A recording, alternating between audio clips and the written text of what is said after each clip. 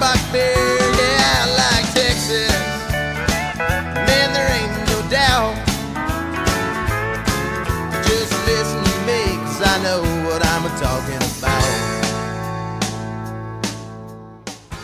Hello there, lollygaggers. Now there's old dance halls and them little cafes. You know, Irby, those Rangers fans out there, they know I like Texas all too well. Up until this year, they didn't hear it very often. But for the first time, you know, they got to hear it the last game of the season. Yes, last game of the season. Last game of the season and smiling. We've done the last game of the season before. Didn't go so great. But this time, nice to do it with a smile. That's actually fair. I should have clarified. The last game, like of like all the baseball season, not just the regular season. I should have been more clear. All right. Well, we are Lollygagging Sports. Bo Reed, that's Matthew Irby, and Samantha Button is with us as well. We're going to talk a little bit about this World Series off the top. Irby, let's stay with you. It's been a week. Has it set in yet? Yeah, it has. I've definitely had my moments throughout the week where I just have that pause and, oh yeah, that happened. That really did happen and everything. And so, pinch your arm, but it's, I was fortunate, and a couple friends of ours were actually there, Dallas and Kevin. So it's been great catching up with them throughout the week, just, here and there per side. But it's also been fun just to chat with longtime Ranger fans who I respect and really care about their opinion, just hearing what it meant for them and what stuck out and what are you going to remember and things like that. So that's been a lot of fun. And yes, a far less stressful week. Although I will admit I've been playing MLB The Show a lot because I'm just not done with baseball yet. And if I got to do it on a video game, got to do it on the video game. And if I got to rewatch some of the games, got to rewatch some of the games.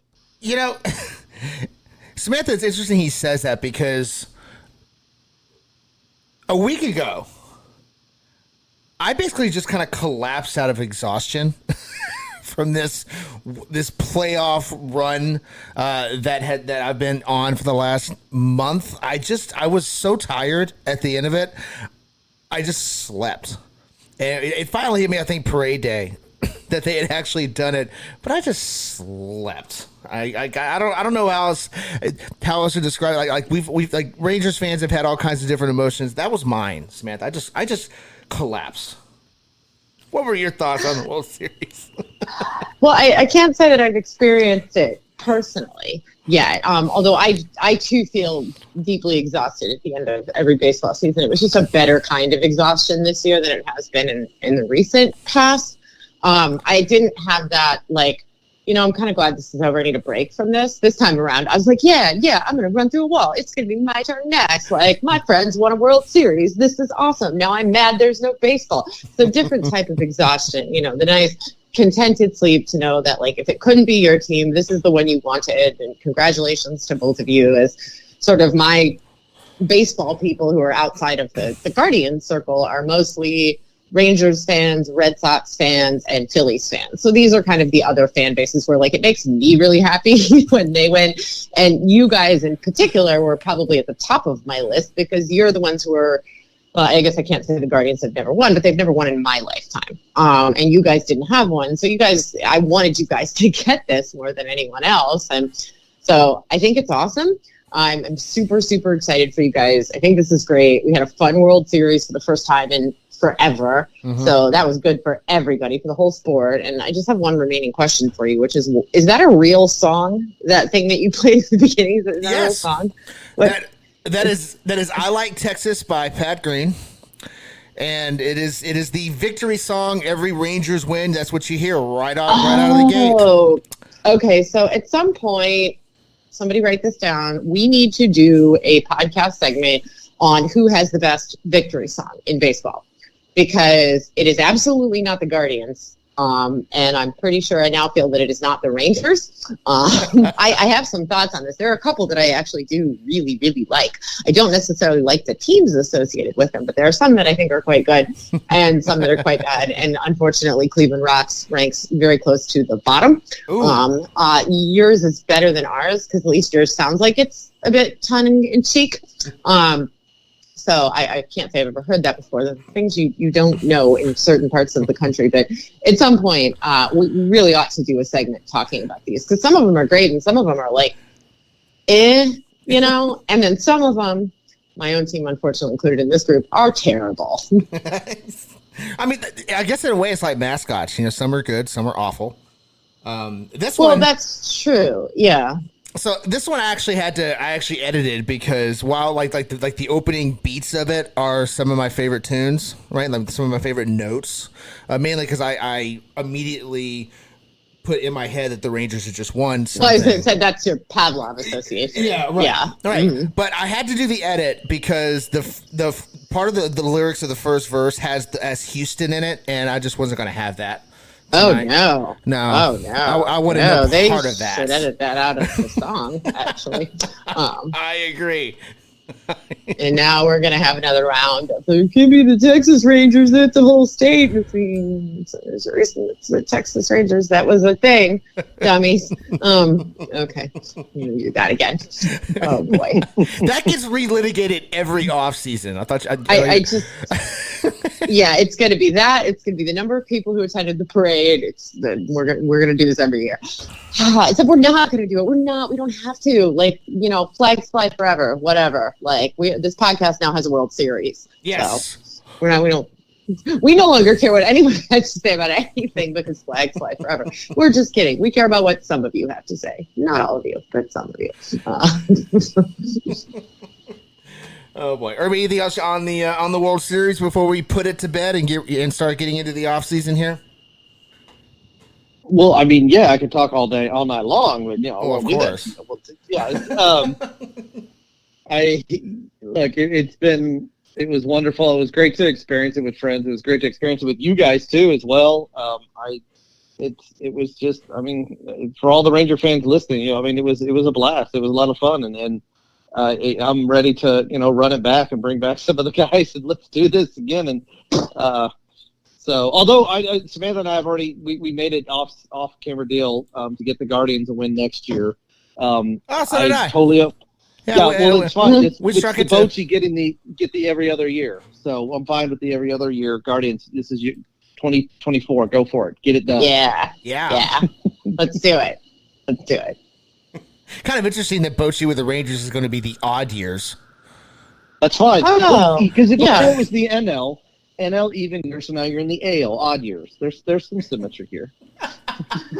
That's right. Yeah, no, I forgot I'd have this conversation with both of you because, Bo, I was thinking of you and I had like, we have had a lot of like very like rah-rah conversations over the years because I think that it's just the nature of us as people. But this was like the most rah-rah conversation we had ever had. It was like, yeah. like, yeah, Rangers, yeah, Guardians, yeah. It was like, oh my gosh, I'm sure we sound crazy right now, but you know what? That's okay. It was great. That was a fun conversation. I enjoyed the hell out of that. Yeah, see, this is what I mean. Like baseball makes you feel good, right? It's like I think we just forgot that over the last couple of years because it has not been a happy place to be. And now it is again. Thank you, Rangers. We all owe you a great debt. I'm also fairly certain I was in the middle of one of many celebration cigars. So it's been a few of those over the last week. So if I cough, that's why. No, I didn't inhale, but they still make you cough. So that's okay, Bill Clinton. Come on, Bill Clinton's not cool enough for cigars. Are you remembering? This is a PG-rated podcast, but you don't remember the story about this cigar? Let's not get into that. This is we're for families. We're not for families. We're not for not families. Put it that way. We would not discuss this any further. Oh my goodness. All right, let's get into the baseball off season, and then of course a little bit later on we'll talk some NFL. But this is a baseball first podcast for those that don't know that. So let's start.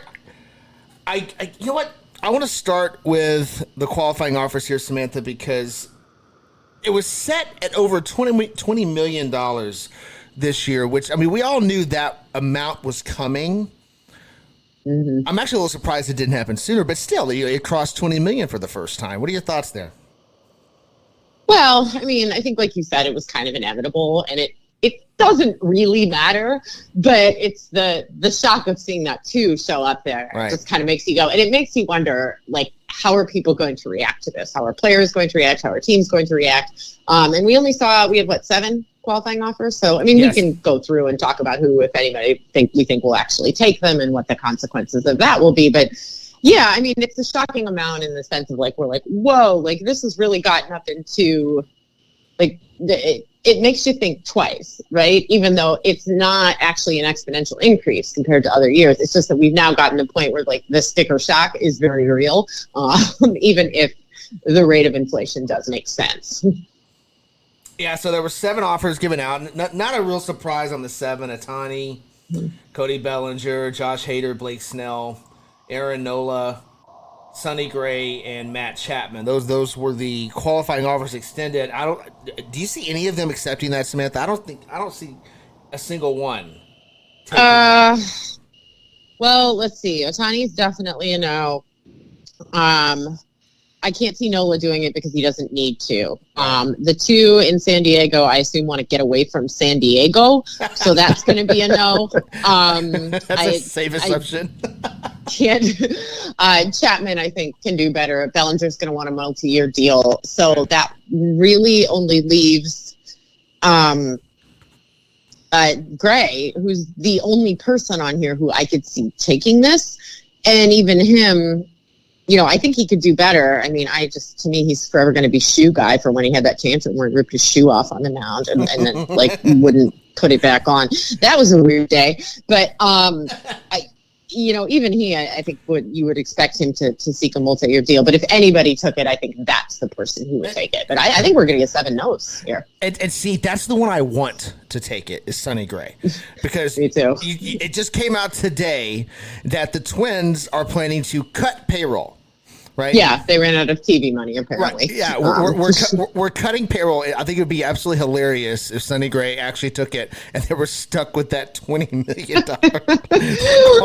offer. Oh, no take-backs. No take-backs. I just thought it was funny. They were like, well, we have to cut payroll because we're out of TV money. It's like, bro, everybody's out of TV money right now. Yeah, right? There are 11 other franchises still mixed up with Diamond Sports Group that are going to be out of money soon. It's not just you. Yo. Irby, how about you? What are your thoughts here on these qualifying offers? Okay, so the serious, Sonny Gray is the same one. That's the only one I see. I don't think Chapman. Everyone else needs to do it. The Sonny Gray, man, I'm with y'all. It'd be great if that happened because I could see the Twins immediately announcing, we're sellers. And a reporter probably asking, oh, you mean at the deadline? No, right now. We're sellers. The whole team. But then again, I guess the Padres would be the same thing if both guys were to take it. You can't take out another $40 million loan after taking out a $50 million loan, right? So... Padres definitely need the same thing. Please don't do it. But yeah, I 7 no's. I think this is an easy 7 no's. There's no random, like Martin Perez in there, something like that. So I think, 7 no's. It's kind of amazing, the qualifying offer and how it's evolved since it was first introduced. It seems like a long time ago. Only 7 qualifying offers shipped out. All right, let's shift gears then. The other big topic at the moment, because it's way too early for hot stove, unfortunately, as much as I would love to jump in the hot stove. It's not quite warm yet. But these managerial openings have been fascinating. Samantha, I want to start, obviously, with what happened with Craig Counsell and the Brewers and the Mets and the Cubs and whoever the hell else was in on Craig Counsell. No one saw the Cubs coming because, oh, that's right, they had a pretty good manager in place. already. So, what the heck happened here? Obviously, the Brewers gave him permission to look for something. Normally, you'd have a trade of some kind, but we're not getting that because it's baseball, and baseball is weird. What do you make of this? I mean, the whole thing, it was the weirdest day ever, right? Like so the Guardians announced their hire, which was actually happened on Friday. They just waited until Monday to announce it. And more on that in a minute. Don't worry, guys. And it just kicked off this whole like, okay, and now the Mets and now Craig Counsell. And there was this very brief period in there where we were getting this stuff that it was like, oh, it's not the Mets and it's not the Guardians. And you're like, okay, so we all thought Houston. And then no one stopped to consider the Cubs because they didn't need a manager. Right. So it's like the whole thing is just like, I don't know. It feels pretty gross to me. Like, I feel bad for the people in Milwaukee, although I do understand that, like, I think what that, the Brewers offered 5.5 and it's like, yeah. And when did they offer that? Did they try to lowball him first? And then they came back with that once they realized that, we're playing in a different market now. So I could see how that could happen. But I understand why the people there were upset to do this and go to a division rival. But, like, mostly I kind of can't get past how, like, dirty both he and the Cubs did David Ross. And this is more the Cubs' fault than it is his. But, like, I don't appreciate hearing all the stuff from him about, he's going to reset the market and managers are underpaid. Like, oh, yeah, you're a real man of the people. You're going to reset the market on managerial salaries by getting someone else fired to do it. Like, yeah, you're a real credit to your profession. I just think it's kind of gross and distasteful. And, I understand, like, from the franchise perspective, you think this is an upgrade. I'm not sure I think that's true. Craig Counsell's never won anything.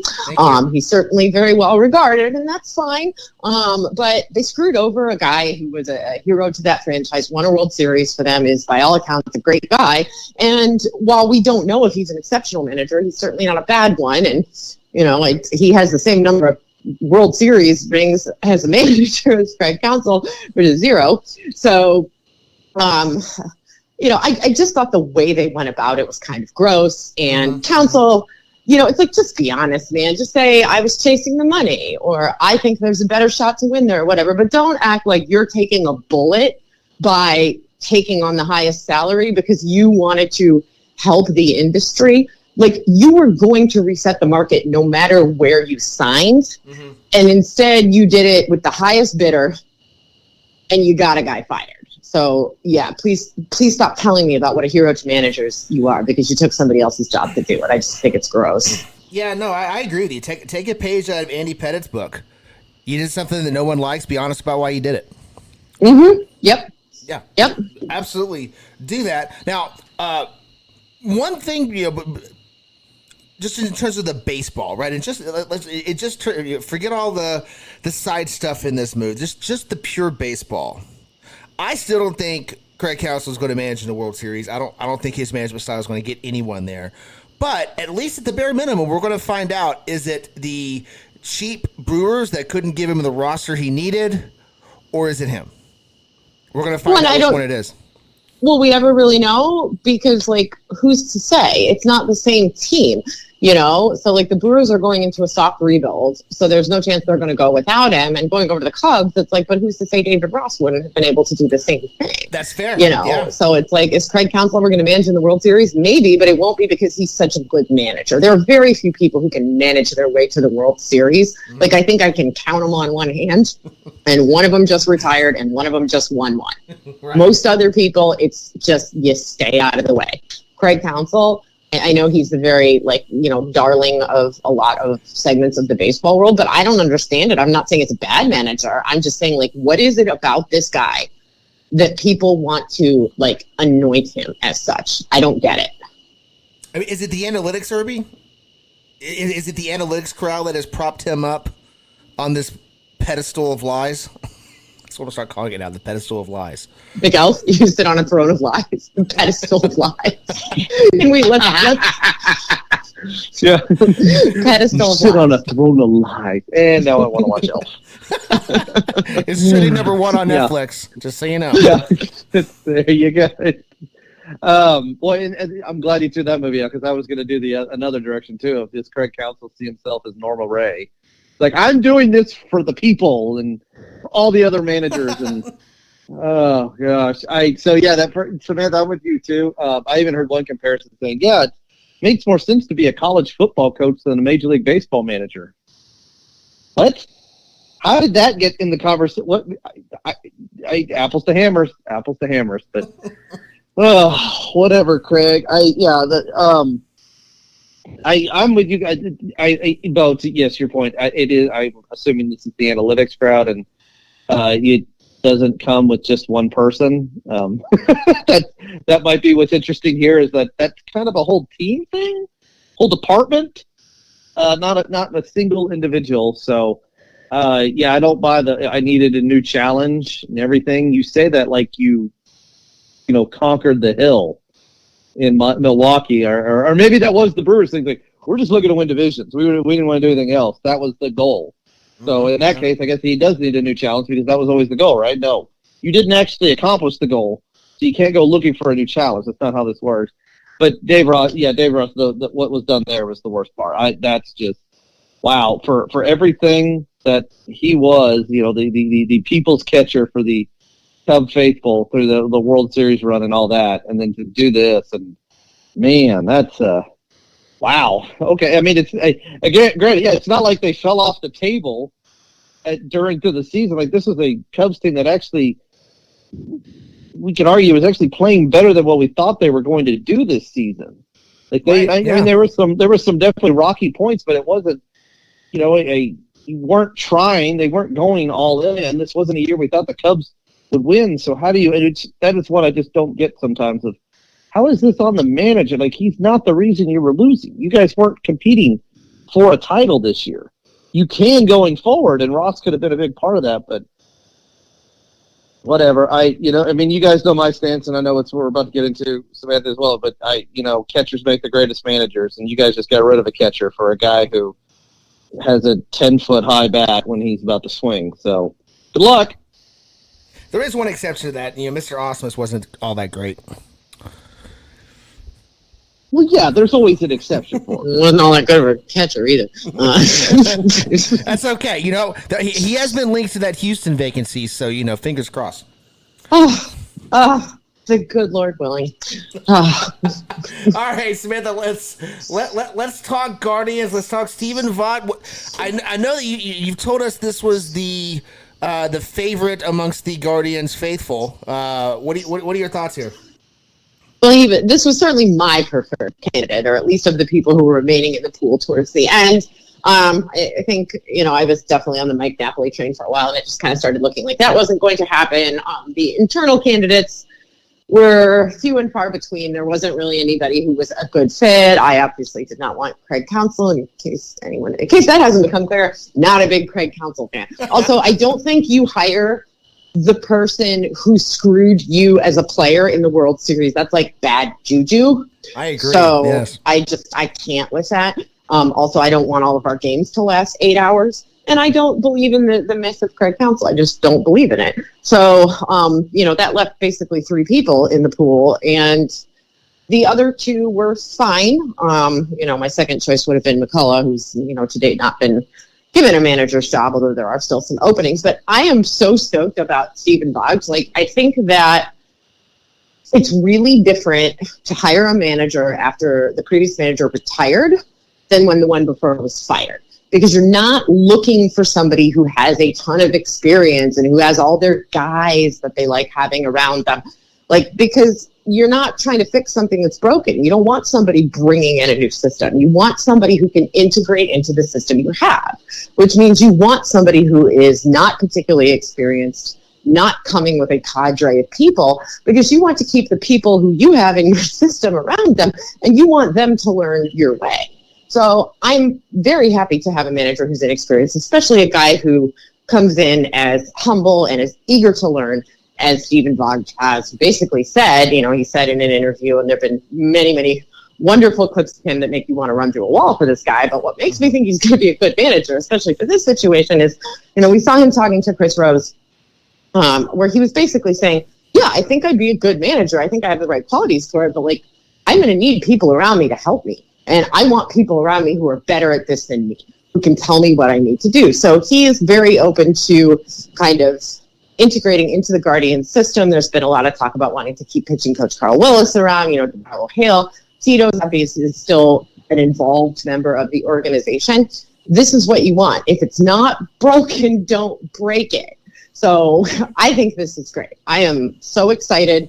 He's a good culture fit. This team is weird, and they need some things that maybe other teams don't need, and they don't need things that other teams do need. It's a strange group of guys that reacts strangely for a baseball team, and they kind of need somebody who's like the give you a hug guy. That's just what this roster is and the way this team is constructed. And I think this guy will be a very, very good fit for this particular group and a guy who can assimilate easily into the program. All right, Irby, what do you think here with the Vaught hire? What are your thoughts? First of all, I'm on the same boat. I want the hug too. I would love a hug from Stephen Vaught. Kind of a guy. Like, yeah, exactly. But it's you talked about the humble. You've seen the things that he has done. I mean, one of the images that sticks with me was the day he's retiring from baseball, before the home run in his last at bat, which is just the poetry beauty of baseball. But the day before the game, he is out there he's running through catching drills on blocking balls in the dirt. The guy is retiring in 3 hours, and he's out there working on blocking balls in the dirt. That's the kind of, that is the person you want to play with. That's the person. We've seen leadership before. It's the outspoken, boom, all that. And then we got guys like this. And we've seen some others throughout this postseason as well where they just lead by example. And Steven appears to be one of those. And like you said, this is a Guardians team that's a little bit different than a lot of clubhouses in a good way. And this is the kind of guy you want. So yes, I was very excited about this hire. I'm happy to hear that Guardians fans are too, because this is the kind of guy that's going to come in and he's going to connect with players and he's going to get the most out of players. And that's a weird phrase because we've seen before where managers squeeze too much out of a player for a bad reasons. Not bad reasons, in a bad way. This is different. This is the kind of manager that you want to play with. You want to be a part. You will listen to what he's going to say. And I mean, I've made it very obvious before. I believe catchers just know that much more about the game. They understand that much more about the game. You're involved in every single aspect of the game. And that's why I think it makes so much sense that a smart catcher can be a great manager. And this is an example of, this is a guy that, take out the connection that we have here with a Guardians fan on here and a Guardians fan base listening, that excitement, I just hope Steven does well, period. And for him to start off in Cleveland, awesome. This is 2024. 2024, good start. It actually would be kind of fun if we could just start alternating, Rangers in the odd years and Guardians in the even. I'm okay with that. I'm on board with this. That works for me. Yeah, I'm happy to take every other year off so that you guys can have a year, and then we just flip back. This sounds great. Yeah, it sounds glorious. That deal. Let's do that. Samantha, one last question on Vaught before we get into these other managerial hires. Because I got the sense just talking to you about this that the idea was to have someone come in that wouldn't necessarily be exactly like Tito, but close enough to where it was seamless. Is that, am I getting that correct? And did they accomplish that with this hire? Yeah, I think so. And this is kind of what I was talking about when I was saying that I think that if it's not broke, you don't break it. And because Tito is very involved in this. And what they were doing was working. Obviously they didn't win a World Series. But the management style, the way that the team is run is working really, really well. They're also, again, let's come back to Dummy's 54% thing, Jerry DiPoto. They're one of those teams that for Tito's entire tenure there, they were over that 54% threshold. So this is a system that works. So you don't want to upset the apple cart. So you bring in somebody who you think both has the sort of right attitude and right style to mesh with that system, but you also want somebody who's not super experienced, so they're not married to the idea of bringing in too much of their own. It's not that we don't want him to have any of his own ideas or bring in any coaches. It's not that at all. It's more about the fact that you want somebody who wants to kind of learn on your terms rather than somebody coming in and implementing something from outside. Sure. So I think that's good. And let me ask you guys something about this. I was surprised to hear this. I mean, it's what I would have said, but I'm biased. But people keep telling me, not Guardians people, that they thought this was the most desirable job opening. Yeah. Which I mean, of course I think that. And I understand the argument for it, which is that you're going to have some freedom. It's considered a good organization to work for. It's relatively competitive, and you're not in a high pressure situation. So unless you just want money, I mean, yeah, I guess this was the best opening. I don't know. What do you guys think? I mean, I do. I think it's the most attractive. I mean, okay. In terms of a manager coming in and being able to contend day one, it was Houston and then the Guardians. And who wants to be part of Houston?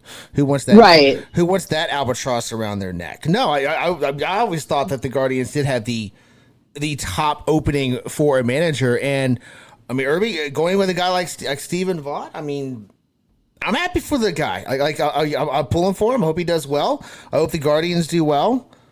For him to get at least in my opinion, the most coveted and the best opening, I think is very appropriate. Yes, for all the positions that we knew were open, including the ones that we didn't think were open, like Chicago. Right. Yeah. Yeah, I don't know where that one stacked up.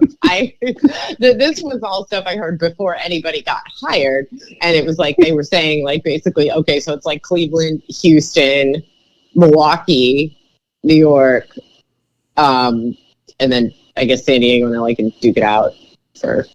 I guess you want the San Diego. You know what I love about your list is that truthfully, yes, I agree with that, and this pause is on purpose, and it's a nice long pause as we continue to drop down to that Anaheim job.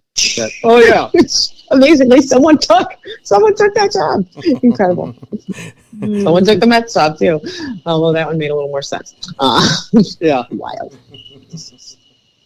All right. So yes, this was definitely of all the ones that we knew and didn't know. I guess we can't say that because maybe someone else randomly gets fired.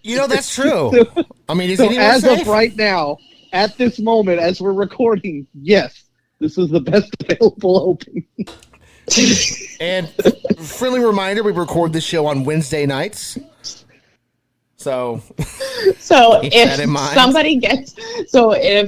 Pedro Grifol loses his job to David Ross tomorrow. Yeah.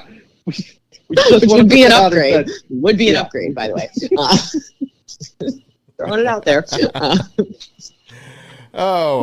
At this point, I just want to see Buck Showalter get the Mets at the West. I want to see that. The symmetry is too good to pass up. I know. He goes to the Mets. But you're going to kill Buck. You're going to kill Buck. This will be the end of Buck. Even better before getting there is if he takes the Houston job and does a Josh McDaniels and 8 hours later goes, I'm out. Screw this. That would be great. I don't want to be a part of this. One conversation with Bregman will get that done.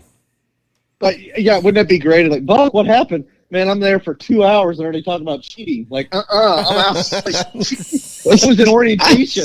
There's something banging in the background. There's trash cans all over the place. This little tiny thing was running around my legs. Oh. I wonder what the Astros would call that. Their little Manhattan project. What would they call that? Oh. The juice box? The juice box. Come over here. We got to show you the juice box. No, I've been in this stadium. No. The juice box. No, it has to have something to do with the Rangers, since they seem obsessed with talking about the Rangers, and it doesn't have anything to do. They're going to call it not the Rangers or something. The South Oklahoma project, because that's apparently what they call the Rangers. They refer to the Rangers as the South Oklahoma Rangers, as opposed to the Texas Rangers, as if that's supposed to be harmful. What? That doesn't even make sense. It's Houston. I know. Nothing makes sense with them. Oh. All right, moving on here. So you mentioned the Mets. They get Carlos Mendoza. Samantha, I've never seen a fan base or a group of analysts who follow New York sports. Actually, analyst is a strong word. radio jockeys in New York. Let's put it that way. I've never seen a level of depression hit so quickly that when Carlos Mendoza was announced as the manager of the Mets. It was. I guess my question is, who is it that you thought you were getting? I mean, I guess the answer was Craig Counsell, right? But like, I just like, I feel bad for Carlos Mendoza because, like, well, yeah, he didn't seem like anything particularly exceptional to me as managerial candidate. He's fine, right? He's fine. You could have done worse. I guess the fact that he's not Craig Counsell was upsetting to them. Although I have to tell you, like, when I think about the New York fan base, like, you would hate Craig Counsell. Like, if you think we hate Craig Counsell, you know who would really hate Craig Counsell? New York fans. Yeah. So like that felt like a terrible idea. And yet one that I thought would happen anyway, because we all thought he was, I guess, more married to Stearns than it turned out that he was. But yeah, the depression is very real. It was like half of the town was like, oh man, I want to die. Like, probably because it's like they've never heard of this guy, right? And they were expecting a name or something. Right, yeah. And it's like, okay. And then the other half of the town is like, you think you got a bad? I'm still stuck with Aaron Boone. And you're like, Aaron Boone isn't even a bad manager. Like, oh no, let's not do this again. Oh boy. Oh boy. Well, maybe, you know what? They can fire Aaron Boone and Carlos Mendoza can manage the Yankees, and then Aaron Boone can manage the Mets. Let's just do that. We'll wife swap it. Irby, what is it with Mendoza? Why is everyone in New York so depressed by this move? I no idea. Like, what did you think? Like, there wasn't going to be just. So I honestly, I have no idea. Like what did you think was going to happen? Like, there wasn't going to be I don't know. Like I guess that's what it for me. It is what did you want? What either a clone of a Bruce Bochy or a Tito is not going to suddenly appear and just here done. We're going to win now. Like it's from what I've seen, and I mean this is just a few years running now with the Mets. Is the Mets are desperate to get to where the Braves are and to where the Phillies are, and have been there semi-recently, but there's no process. There's no, this is going to take 2 years. Instead, it's every year you go into every year with a 1 year plan, and probably would ask, what's your 5 year plan? Get it all done in 1 year. Like in 1 year, we're going to turn around immediately. And it just doesn't work. I mean, I've been very critical switch on that. The Dallas Mavericks under Mark Cuban for so long. It was like every 2 years he had a 5 year plan. Like that's not how this works. Like you can't. Hold on. I never heard anybody phrase it that way, but you're exactly right. That their 5 year plan is 5 1 year plans. Yes. Yeah. And that's why it's like, so this is not a bad move. Let it play out. I go back and forth at it sometimes of like, can a manager be the difference in winning and losing championships? And I lean a little bit more towards a manager can definitely be the piece that keeps you from getting there. I mainstay, and we saw that with speak of Dave Roberts? I wasn't going to say any names, but sure, we can say Dave Roberts' name. And then you get, you do have mainstays like Bruce Bochy there who just, it's even when you lose 16 out of 20 games, he's just, okay, business as usual. Win 12 games in a row, business as usual. And that consistency, but that is, for me, in most cases, it feels like a manager can be the difference from you winning and losing. A manager can be the X factor that keeps you from being successful. And the Mets have done enough in the GM and the spending like drunken sailors. I know the Phillies thought they'd do that, but it was the Mets doing it, and then trading all those sailors off to other teams, who then were all seemed to be in the championship series with the Mets pieces. That worked out great. This is not a bad move. Chill. Everybody chill. I mean, for me, the bad move was firing Buck in the first place. That was the bad move to me. Who you replacing? Did they really fire him though, or did he want to leave? That's valid. That's fair. Sure, they fired him. That's fair. That's fair. Buck may have said, "I'm done," and it is kind of interesting that he immediately pivoted to the Angels of all teams. But they're not hiring him now because now we got Ron Washington. That was announced here before we started recording, which, real quick on that. I mean, Samantha, we beat up on the Angels' decision-making pretty good here. I mean, if we're not talking trash cans in Houston, we're talking about how bad the Angels front office ownership is, actually. Not front office, ownership is, and making decisions. I'm going to give them props on this one. I think they nailed it. I think they nailed this one because of where they're going to be as an organization with all these young players coming up. That's the type of manager you want, the one that's actually going to be out there with those young kids, doing those infield drills, doing those outfield drills, teaching them how to be major league players. I think that's exactly who the Angels need right now. So they actually, for once, made a good move. I'm having a hard time praising this because I like Wash, and now I feel terrible for him because this is not going anywhere good. But yeah, I mean, I understand what you're saying, and I think you're absolutely right that Wash is somebody threw his name out to me as Guardians manager, and I was just kind of no, that doesn't make any sense for where this team is. But I like Wash, and I think he is very, very good at being a shepherd, and he's exactly the kind of person I think you need who is very good at training up young players, teaching them what it means to be part of Major League Baseball. I think he'll be great at it. The Angels will still find a way to screw it up, and they're probably going to ruin his life. Of course. But, it is a good hire, except for the part where it ruins his life. He's going to be back on the sauce again after a year there. Not because of the players, but because of the front office and the ownership. Yeah, that's poor Wash. You deserve better. That's going to be a problem. But I mean, I don't know. Irby, it's kind of interesting to me. As we mentioned off the top, it's been a week since the Rangers got over the hump and won the championship. Look back at 2011. A couple of the principal people, Nelson Cruz and Wright, Ron Washington not replacing Nelson Cruz and Wright. The Rangers win the World Series. Nelson Cruz retires the next day. A week later, Ron Washington has his second shot at being a manager.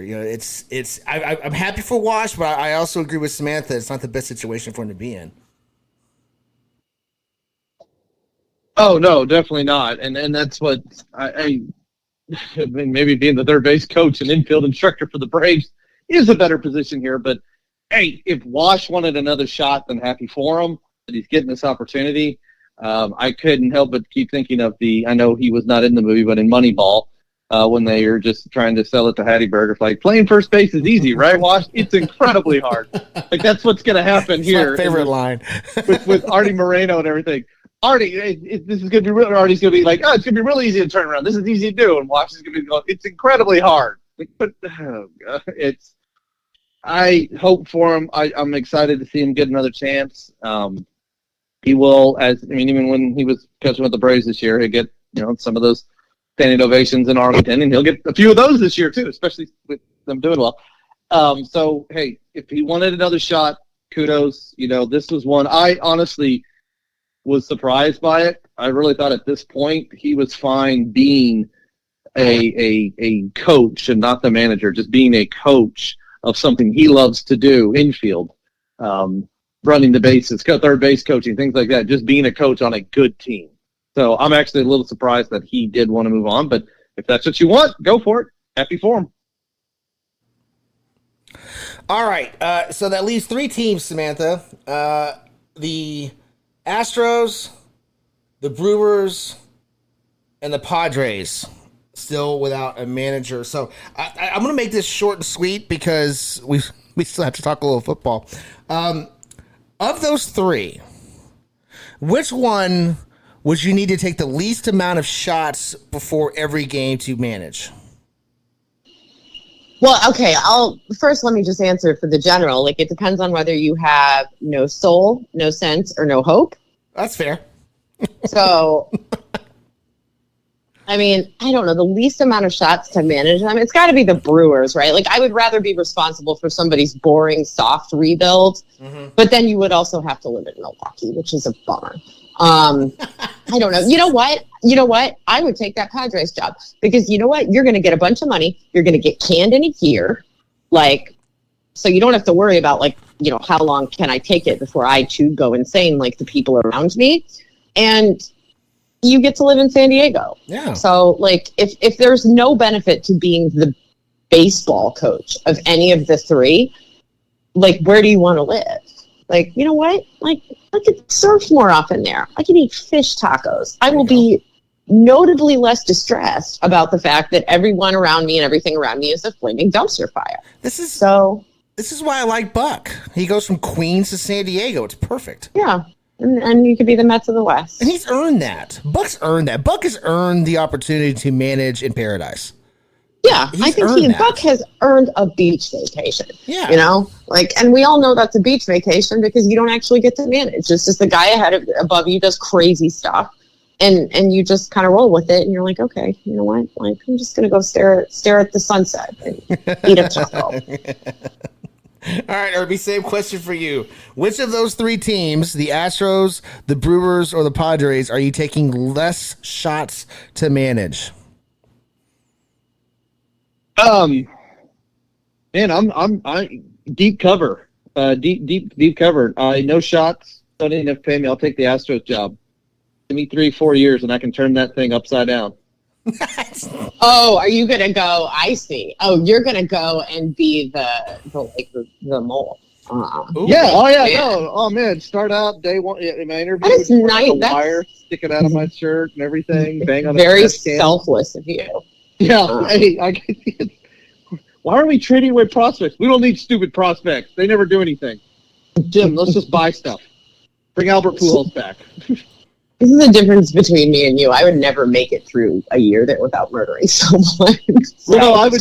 We love you for fighting the good fight for the rest of us. I would definitely need like weekly calls with you guys. Like, hey man, how's it going? I'm so scared. It's so terrible here. You would need the shots. I don't believe that you would need the shots. Yeah.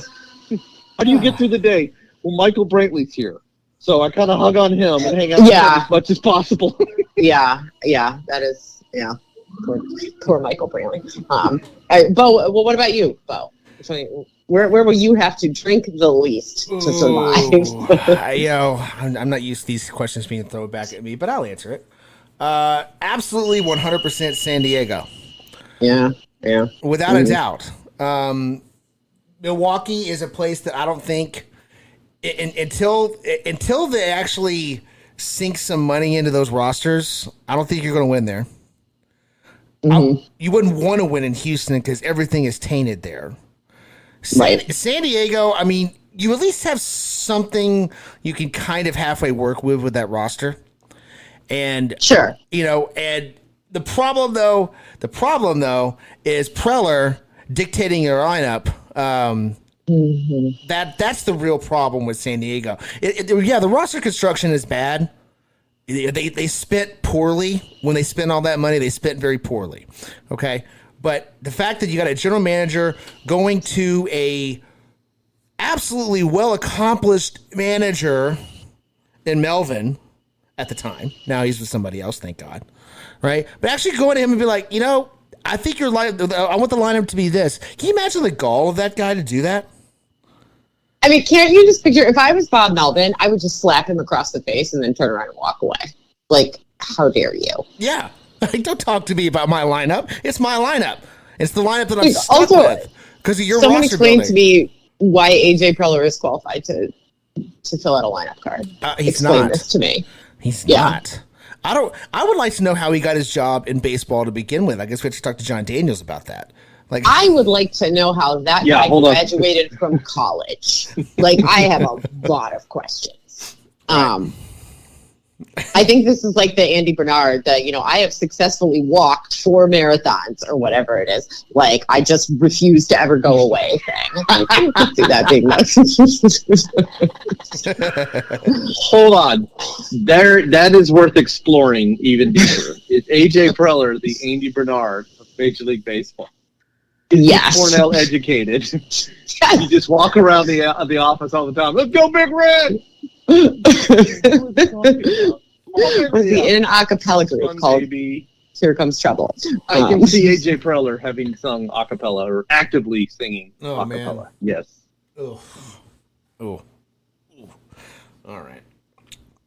Well, Irby, anything you want to add here? Oh my God. Uh-oh. Guess where AJ Preller went to college? Please. Cornell University. Yes! I'm so happy right now. You guys. Andy Bernard. This is the best thing I've ever seen. I've never loved Wikipedia more than I do right now. Oh my gosh. He is Andy Bernard. He is. I can't believe it. I was just hoping for any lesser Ivy. He went to Cornell. A week ago, we were crying out of excitement and relief. Now I'm tearing up again. This is amazing. This is the best thing that's happened to me all week, you guys. Best thing that's happened to me all week. And I got a manager. He definitely walks around that office. Come on, Big Red. He walks into the clubhouse. Hey guys, what do y'all want to do? You want to go watch Cornell Hofstra slaughter? Nobody wants to do that. Yep. Never be able to convince me otherwise. Oh, what a gift this is. Oh, more on this next week. Oh, no doubt. We're going to have to do a segment on this now. Oh my gosh. Okay. All right, well, my face hurts from laughing. All right, while Samantha catches her breath, Irby, any additional thoughts here before we go to the NFL? Anything at all? No. I'm with her. I'm in cloud nine. Go Big Red. Go Cornell. Oh well, man. We'll talk about a nice little segue. Let's talk about the worst teams in football, shall we? We're halfway through the year, and we've got two teams that have won one game. The Panthers and the Cardinals have both won one game. We got three that have won two. You got the Patriots, the Giants, and the Bears have all won 2 games. Broncos and Titans have won a blistering 3. So we have a lot more really bad teams, Samantha, than I think we've seen in a bit. Who's got the inside track? Who's going to be our number 1 overall pick in next year's draft? Well, we have the pick bowl this week, right? Isn't Carolina playing Chicago? I don't have the schedule in front of me, but sure. So I believe Carolina plays Chicago this week. I think this is, well, not only do they play each other, but I believe they play each other on Thursday night. So that's a primetime game. So, the pick bowl in primetime on Thursday. So whoever loses that game is getting the number 1 pick. You are correct. Bears-Panthers is the Thursday night game this week. Oh, boy. So there's your answer. Whoever loses this Thursday is getting the number 1 overall pick. So brace yourself. You're saying Panthers or Bears. Okay. All right. Yeah. Irby, how about you? What do you think?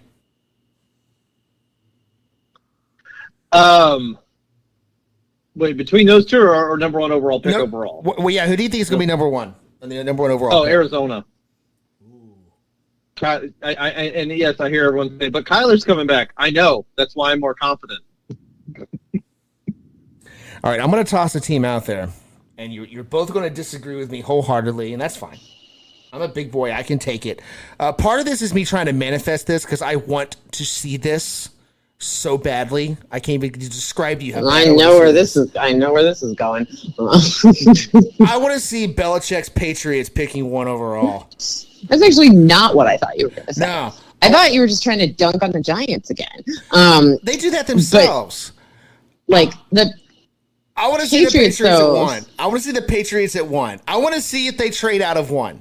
Because they will. I want to see they this. would. I want to see this. They definitely would. But what I would want to know is, does that take Bill Belichick out of the forced retirement situation? Because if the Patriots end up with the number 1, you have to ask yourself, did the Patriots tank on purpose because they hate Mac Jones? And then all of a sudden we're back to, it was all part of the master plan. I don't care. If it's a master plan, fine. I just want to see it. Yeah, one other thing too, about Thursday night. So Carolina actually does not have their first round pick.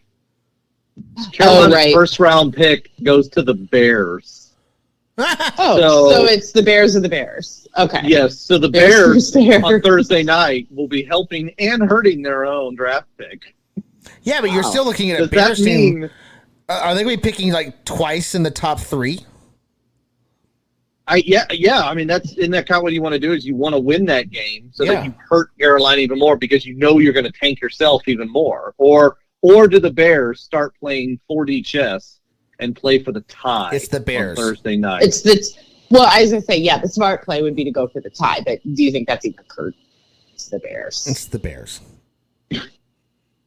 Even if they wanted to tie, I don't think they could pull it off. I would love it so much if they could, and then just told us all we planned that. Sure, I believe this. All right, so next question, sticking with bad teams. Samantha, coaches on the hot seat. Who's your list? Who do you think's feeling it a little bit on the backside? Well, I mean, the obvious ones. Obviously, Eberflus certainly needs to be on that list. McDaniels has already been fired. Other than that, I think you get into stuff that's more, I guess, process-oriented or more about disappointment rather than just being bad. I wonder a little bit about LaFleur.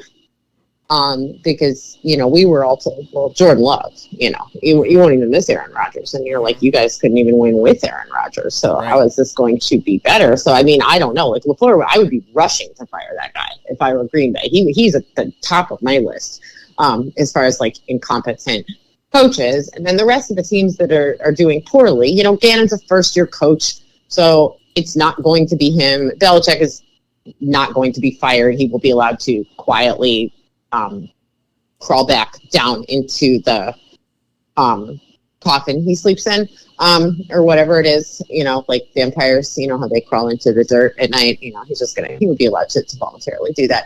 And there's not really anybody else, of the other teams that are bad. I mean, like, we're not the Giants, like, you're not firing anybody, right? It's not a coaching issue, or at least it's not a coaching issue to that extent. So, but you know who else has to go on this list, depending on how they do? Mike McCarthy. Yep. There it is. And of course, number one with a bullet, I should have mentioned this first, is obviously Brandon Staley, who wants to get fired, clearly. Yeah. Thank you. Yeah. Thank you. Yeah. Yeah.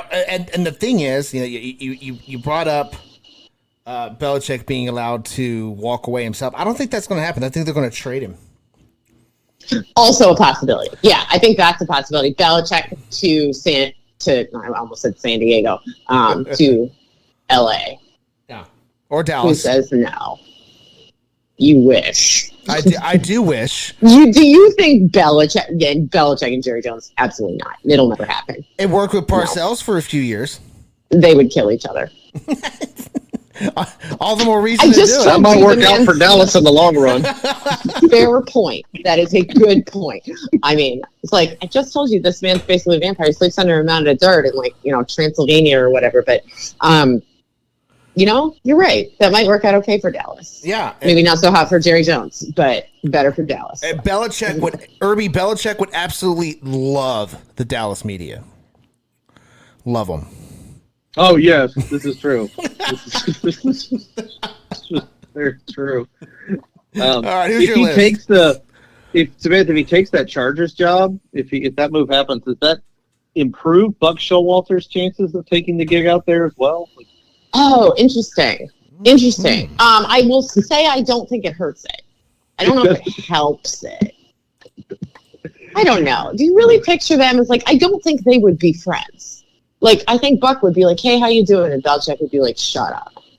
But that's why it works. Like, that's a TV show in the making out there in L.A. It would have very little dialogue. Buck and Bill. Buck and Bill take Los Angeles. Take Southern California. I guess you have to say Buck and Bill take Southern California.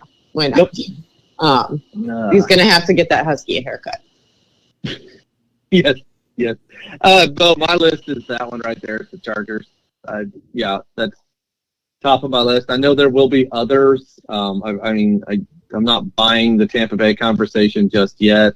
You can't blame it on the Cardinals because they were supposed to be losing. The Rams, I will see, but no, it's out there in LA. It's the Chargers. I think that's where it's going to happen because everyone else here, it was you weren't supposed to be competing. I mean, I guess Matt out there in Chicago as well is another one that I can see being a victim. But I think things in Charger land, even though it's 4-4, but like that's the goal. Like, I mean, this is right on par. Like they're going to go 5-4 the rest of the way, be 9-8, and probably somehow slip into the playoffs. Mm-hmm. All right, one more then. One more question about the NFL before we call it a week. Again, we're going down this nice dark path with the NFL. Baseball gave us joy, so we're going to go dark with the NFL. All right, Samantha, I'm going to give you ultimate power over the NFL. You can fire anyone you want. Fan bases, mascots, owners, coaches, the commissioner of football himself, the stadium staff at the Meadowlands. Like who do you want to fire? Well, I've had a lot of practice at this. For those of you who know me from Twitter, there is a been working on this for years. But so my list is long. Where to begin? So many people I would like to see fired. We will start with Mike McCarthy. Let's start there. Mm-hmm. Mike McCarthy. John Elway, who I'm aware is no longer a decision maker, but I want him fired again just to be safe. Aaron Rodgers, I want him fired from being allowed to speak. He can't be allowed to talk. It's life like ever under any circumstances. Yeah, he's just fired from he can go live at cave with his mushrooms or whatever. I don't care. But he's no longer allowed to talk. I don't want to hear from him. So he needs to be fired. Desmond Ritter needs to be fired. This is my personal agenda. Sorry, dude, but Taylor Heineke must triumph. So I'm going to need that to happen. I need Trevor Lawrence's hair to be fired because every time I see it, it makes me a little nauseous. So that's got to go. There are just so many. Did I forget any critical ones? Who else do I want fired? I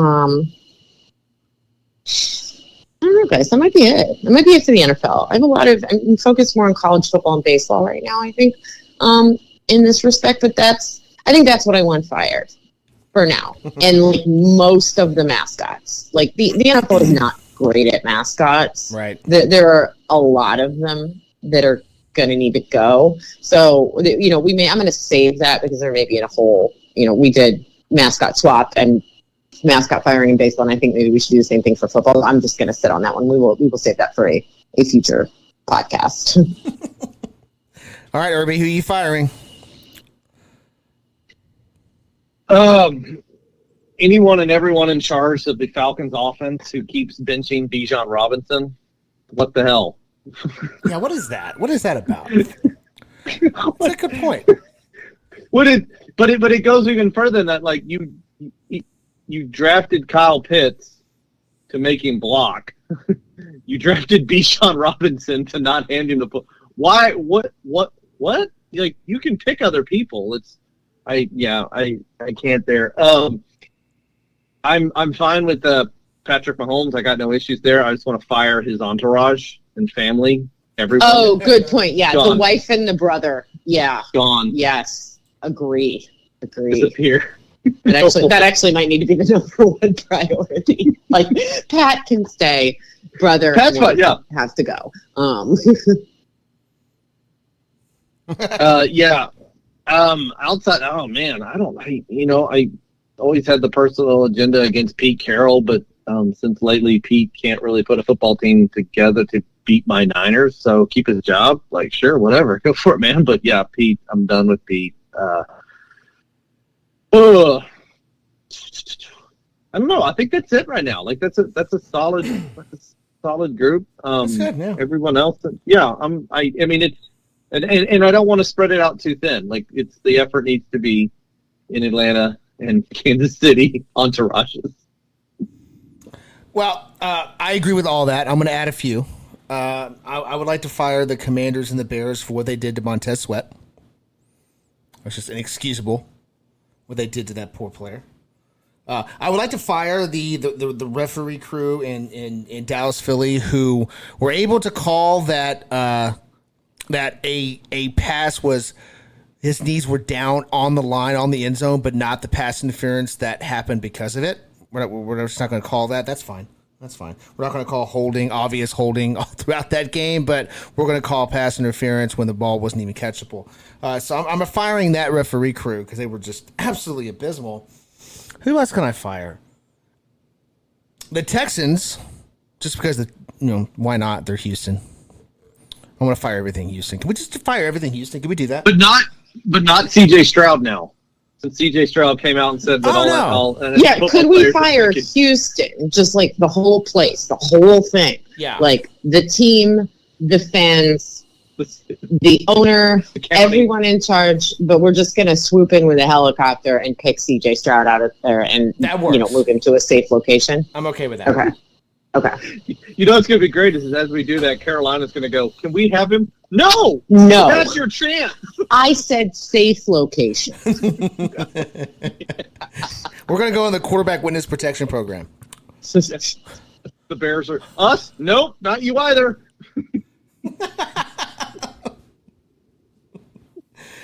Oh boy, but I think that's it. I mean, between my list and each of you, I think that covers the spectrum of people that we just want out of here.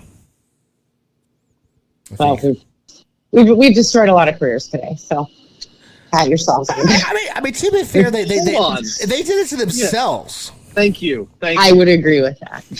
I would agree with that. Except, I mean, I feel a little bit bad about Desmond Ridder, but this is just a casualty. He can get a job somewhere else. That's not a permanent firing. It probably is permanent firing because he's not getting another job.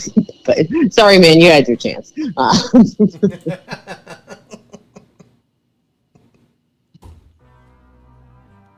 All right, that's enough. That's enough firing people for today. I'm actually pleasantly surprised that we didn't fire each other, because that would actually, as funny as that would have been, it would also been a little awkward. All right. Well, wherever you're listening to us, wherever you get your podcast, give us a like, subscribe to the show, help us out with that algorithm so we can get some more lollygaggers in here. Maybe get a whole other list of people that want to get fired. Oh, we need more lollygaggers for that. Until next week, watch some football. It's good for you. Something strange in your neighborhood.